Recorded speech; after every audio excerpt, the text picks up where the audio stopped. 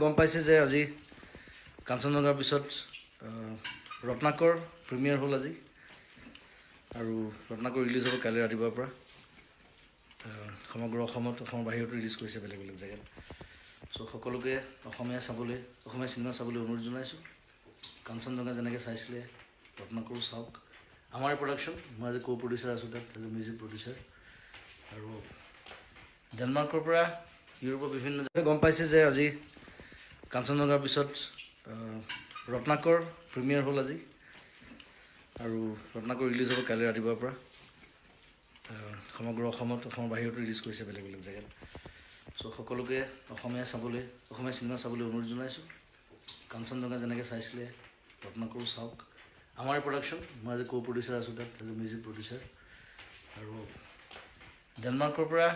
ইউৰোপৰ বিভিন্ন জেগাত গম পাইছে যে আজি কাঞ্চনজংঘাৰ পিছত